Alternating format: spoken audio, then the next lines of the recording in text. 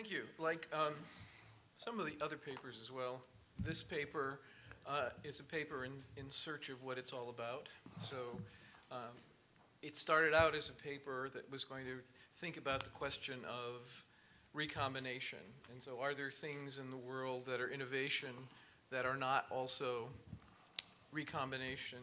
And I've decided, partly after listening or reading the other papers, that I think that's not what this paper is going to be about so much. I think this paper is actually going to be more about innovation from the bottom up. So I don't want to see it as contradictory to what Joel said, but possibly complementary to what Joel was arguing. And I start with Adam Smith, who, as Joel points out, is in some ways the father of both views. He is the father both of the view that it is a talented few who generate innovation, but he's also, I think, and I'm going to talk about this side, Adam Smith is also the father of a much more bottom-up view of innovation. So this is a wonderful passage where he talks about the different kinds, the different sources of innovation. So some innovations come really from the bottom up, from the people who are working on the assembly line. Innovations also come from the makers of tools, the people who make the tools. But then he said this wonderful, one of my favorite lines, he says, but some innovations come from philosophers or men of speculation, whose trade it is not to do anything, but to observe everything, and who upon that account are often capable of combining together the powers of the most distant and dissimilar objects. So they become a group of high human capital specialists. I also note in this passage how Smith is emphasizing that philosophers don't do anything, and I think that emphasizes another side of what Joel was talking about is that, and I'm going to come back to this issue of incentives in a minute, that in some ways it may be more the fact that philosophers have the leisure to think about recombination than it is that they have that there's some incentive that's driving them to do this. Now, I want to think about the other part of Adam Smith, which is thinking about the assembly line and the division of labor. And I'm actually going to argue that it is that Smith's fundamental insight about the division of labor is what's important to thinking about bottom-up innovation. So where is Smith starting from? He's starting with crass production, with artisans. Joel said that artisans are very specialized, and that's part of the reason that they couldn't engage in recombination very easily. Smith is actually very much thinks an awful lot about what would generate recombination.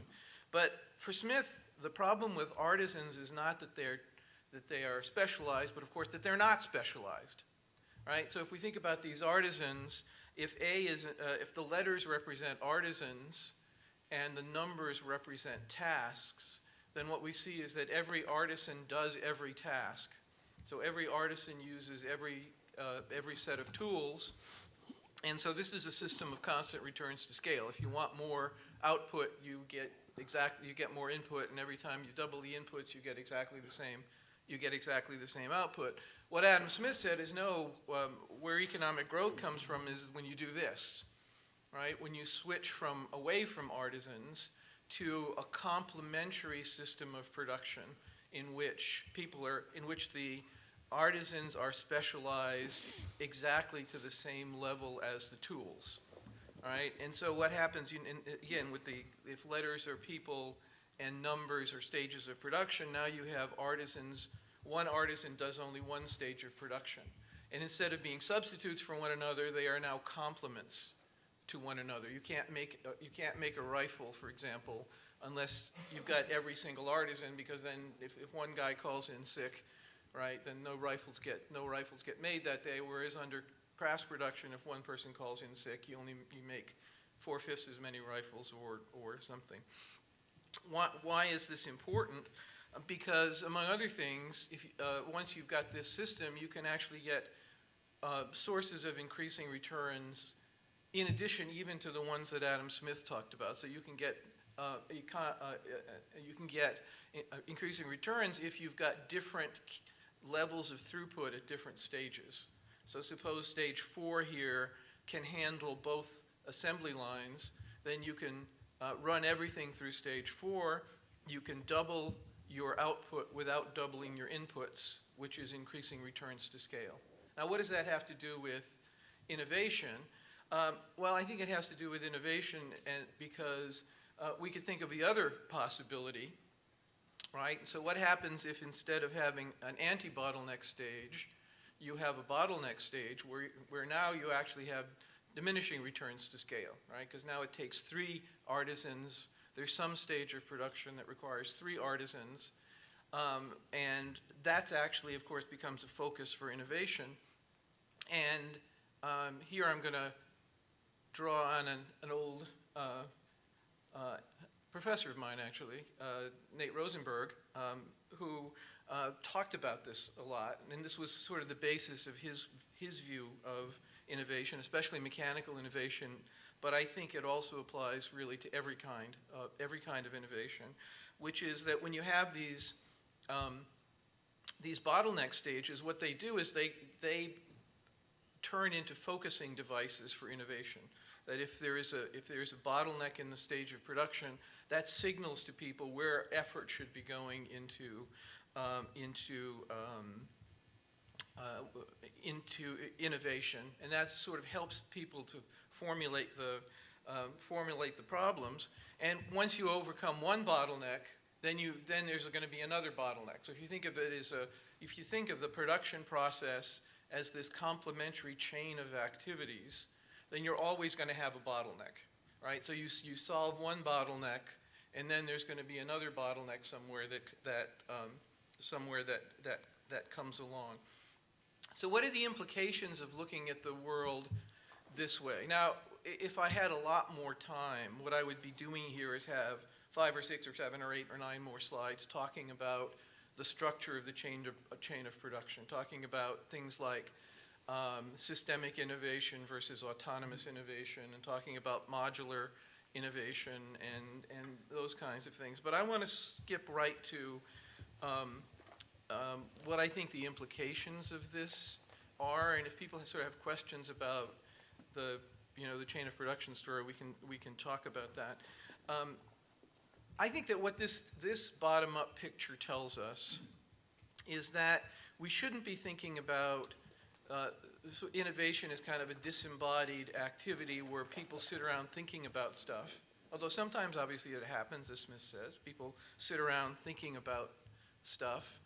And then so that's invention, and then you apply things, which is innovation, and then there's development, and then there's sort of, so this, of course, the famous linear model. And in that story, and somebody talked about the market failure account of innovation early on. In that story, what you're worried about is incentive. So why the heck would people ever sit around and and spend their time thinking up solutions to these problems, or maybe thinking about solutions to things that people don't yet realize are problems, unless they have the incentive to do that. So we're painfully worried about incentives, and we think about intellectual property rights. But what I want to argue is that I think what's much more important to innovation, now this may not be about invention, but to innovation is actually decision rights, not incentives. That is, do you have what is going to determine whether you have the ability to innovate is going to depend on whether you have the right to change various complementary stages of production at the same time, or if you don't, right? So you can think about solving this problem in the abstract like Leonardo da Vinci, but if you don't have decision rights over actual things in the chain of production, and if those things in the chain of production are complementary and have to be changed or several have to be changed at the same time, then you're not going to get things done. And related to that is the point that instead of being worried so much about slippery knowledge as we are in the theory of intellectual property rights, where knowledge is, once you see something, you say, aha, now I know how to formulate this molecule myself, and I'm going to steal it from you, and you better protect it with intellectual property rights. I think what we mostly see in this complementary chain of production innovation is people having ideas about how to change the chain of production, and people telling them, you're crazy, go away. I don't believe you. You have to persuade me that this is true, rather than I'm going to steal your idea. So to talk about this, I want to talk about a tale of two Spragues. In fact, it might actually be worthwhile talking about all three Spragues, because that actually might be a wonderful way to frame this paper. So I'm going to think about this. So what do I mean by this? Well, the first Sprague is Frank Julian Sprague, who was an electrical inventor in the Second Industrial Revolution in the late 19th century. And one of the things he did was create the first successful electric intra-urban railway. So this is actually not, so this is a recombination idea, right? Urban transportation was based on horse-drawn carriages, and they were very messy and dirty and slow and inefficient. And everybody said, by the early 19th century even, people had this idea, well, we got electricity, let's electrify. And we can combine the idea of the steam railroad with the idea of electricity and with the idea of interurban transport. We can put all those ideas together, and we can get an intra-urban network. Well, it didn't work, and it didn't work because there were so many different problems of the Rosenberg sort that had to be overcome before this recombination would work. And so this had to wait till, for example, the dynamo. But even when the dynamo was invented, there were still all kinds of problems. And it was a case of a relatively systemic or non-modular innovation, right? So several things had to be changed at once. So, for example, in these railroads, you had to worry about how to get the electricity to the train cars. You also had to worry about invent a motor that was going to be able to handle the loads and change loads, be able to handle different loads and didn't spark and didn't burn out its brushes, for one thing. And also, you had to have new train. You couldn't just use the old horse-drawn carriages because they would shake apart with these new motors. And it didn't get solved until Sprague came along, and he was given the commission to create an intra-urban railroad for the city of Richmond. This is a generation after he first did it, but for the city of Richmond, Virginia.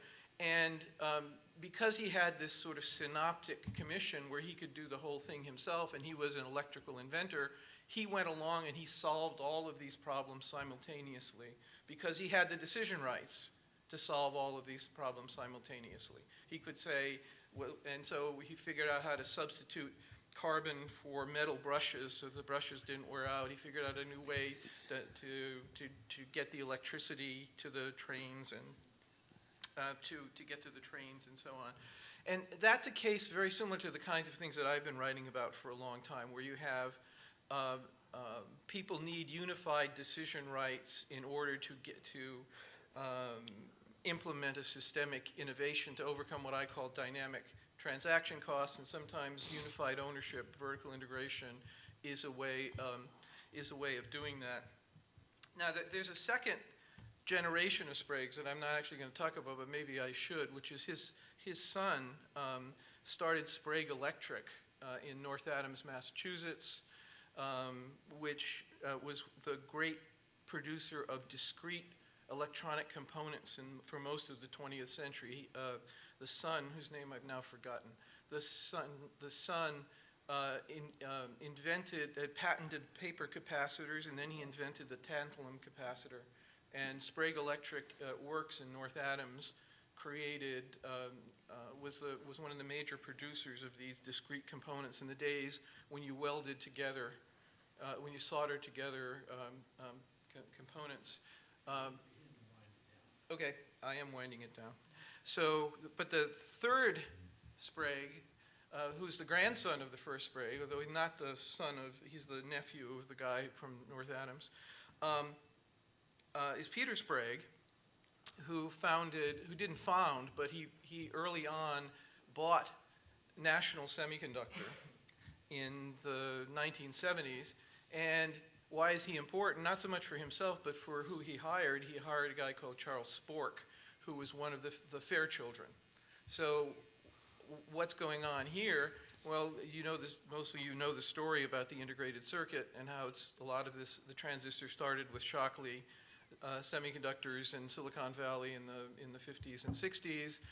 It was spun off to, a lot of people defected. They were the traitorous 8 who defected, including, I think, including Spork, to go to Fairchild Semiconductor, and then some of them went on to spin off again and become Intel. Some of them spun off into National. And so this was the era of spin-offs, and this is wonderfully discussed in Steve Klepper's book, which if you haven't seen, I strongly recommend to you, which sort of posthumous book that kind of puts together a lot of his ideas. And what I realized reading Klepper's book is that he's saying sort of the same thing that I've been saying, but from the other side, that I'm thinking about a world where everybody's vertically disintegrated and they need to have unified decision rights in order to engage in these activities. What Klepper is talking about is a world where everything is going on inside a firm, like Shockley or Fairchild, and people realize that they don't have the right decision rights inside that firm. They realize that they have a better idea, they have another way of doing things, they can fission, right? They can split off from the other firm. And it's the same kind of, in a sense, dynamic transaction cost, the cost of not having the cost of not having the decision rights that you need. How do you get those decision rights? Well, you go out and start your own firm, and so you have the decision rights. And so my argument is not so much, I don't think we have to work very hard to think about where people's incentives come from. I think we need to think a lot more about the structure of production and think about how people acquire the decision rights that allow them to implement ideas that are around, that are in the air, right? Not to think up new ideas, but to implement ideas that are in the air. Thank you.